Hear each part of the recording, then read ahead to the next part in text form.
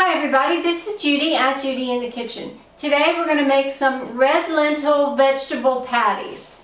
Now the first thing we want to do is have some cooked red lentils. So in this pot I have 1 cup of red lentils that I've rinsed and drained, and you see that just from the act of rinsing and draining they do tend to expand some. I'm going to pour in 2 cups of water. And then we're going to put this on the stove, bring it to a boil, reduce it down to a simmer, and just allow them to cook for 10-15 minutes until they're soft and tender and most of the water is absorbed. We're not doing any seasoning at this point. Now while the lentils are cooking, we have some other ingredients to prepare. In this bowl I have 1 1/4 cups of oats that I've run through a food processor. Any type of oats that you want is fine.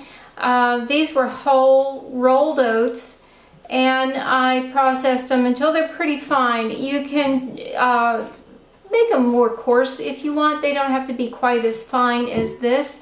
If you have instant oats, you don't even have to bother with the food processor for these. You can just use the instant oats, quick cooking oats. Yeah, you could probably get by with those as well. So anyway, we've got 1 1/4 cups of oats that I have processed here.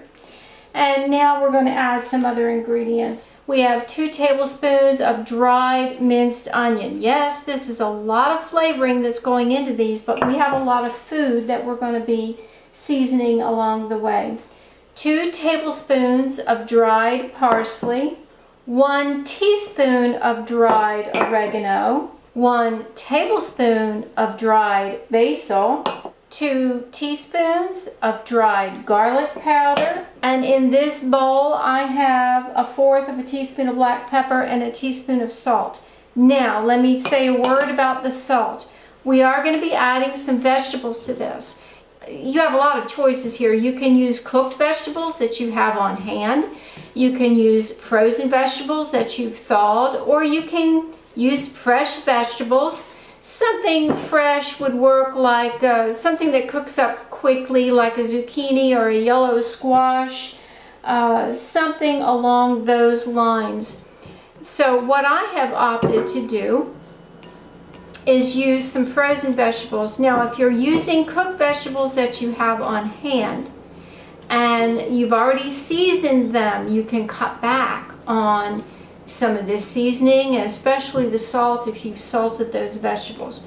What I'm opting to use is 2 cups of a California mix, which is cauliflower, broccoli, and carrots, and they were frozen, and I thawed them out under running water, and they are big. So what I need to do is put these in the food processor, and I don't want to puree them. I don't want to be absolute like baby food, but I do want them to be in relatively small pieces. So I'm going to go do that, and then we'll be right back. All right, I want you to see that my lentils have cooked down to a mush, which is really what red lentils do. A lot of the water has been absorbed. I'm going to allow these to cool. I'm going to spread them out in a plate or a bowl or something and just allow them to cool for a little bit before we go any further with those. And I want you to see that my vegetables have been chopped up finely, not pureed like baby food, and this is where we want that to be. All right, we have our dry ingredients assembled here. We have our vegetables chopped up and ready to go, and we have our red lentils cooked. Okay, so now we're ready to put this together, and you'll see there are a lot of variables that you can play with on this recipe to make it your way and really convenient to use up some leftovers that you have. Now I have here 1 cup of cooked rice. You can also use 1 cup of cooked potatoes. And I mean literally any potatoes that you have on hand that have been cooked. It could be mashed potatoes, it could be oven fried or pan fried potatoes, it could be parsley potatoes, any kind of potatoes that you have, and all you need is a cup's worth. The only thing I would suggest is if you've cooked the potatoes with the peel on, it might be good to remove the peel before you add them to this. And If they are in chunks, I would add them to the mixture here with these vegetables and process them in your food processor so that they're not in big chunks. Mashed potatoes, no sweat. You can add mashed potatoes directly to the mix. But rice, I didn't bother pureeing. You see it's small and it'll give a little bit of texture to our patties. And so now we're going to add our 2 cups of vegetables that I chose to use. And again, if you want to use cooked vegetables that you have on hand, go for it. The sky's the limit. Any kind you want. My only suggestion is that if there's a lot of liquid in there, that you allow that liquid to drain off pretty well before you add them in, or else you might have a pretty soupy mixture otherwise. Okay, so now the vegetables are in there. You see why we're adding a lot of herbs to this, because there's a lot to flavor up. And now we're going to put all of these lentils in there, and that's a lot of lentils. And here's where you might need to make some adjustments to the recipe, because we're going to mix all this together, and we want that texture to be like the typical burgers that we need them to be, so that they'll hold together when they're pressed together.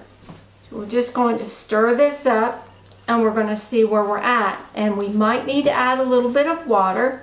That's perfectly fine. Or if it's a little bit wet, we might need to add some more oats to the mixture to help to dry it out. But you can see where the sky's the limit. You can use potatoes, you can use raw vegetables that you've grated up, you can use cooked vegetables, leftover frozen vegetables, whatever you've got on hand. This is a great way to do. Now we're still not done. I got that partially mixed there. Now I have a 6-ounce can of tomato paste to add to the mix, and this is going to help to flavor it some more, and also act like a little bit of a glue. It's going to help to hold everything together in a nice way. So let's get that worked in there. And you see we have a big pile here. I'm going to cook these in the oven. You can pan fry them on the stove if you want to, in a little bit of oil of your choice. And I have all this in the recipe below.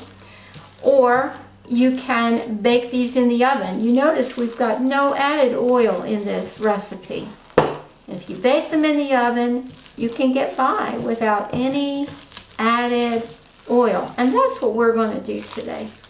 All right, you can see we have 10 patties here. Now we need to make them look a little nicer than this.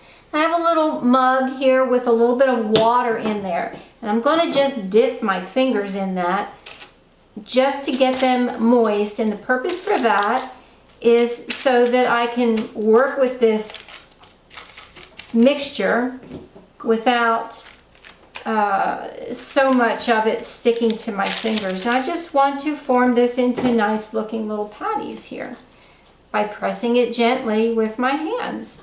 And this works. In the meantime, the oven is preheating to 400 degrees.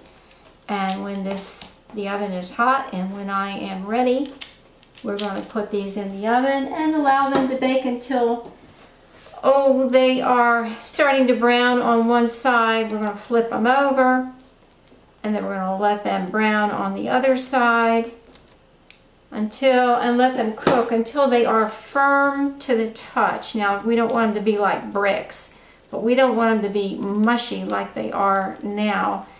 I just wanted you to see where we're at here. These have baked for 30 minutes on the first side, and now we're going to flip them over. And you see they were drying out, which is really what we're looking for.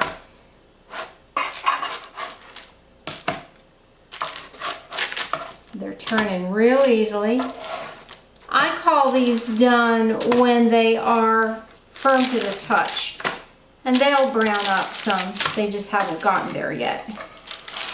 But we see that they're easy to flip. That's what I'm looking for. We want them easy to flip, and when they're finished, we want them to be firm to the touch. All right, back to the oven we go.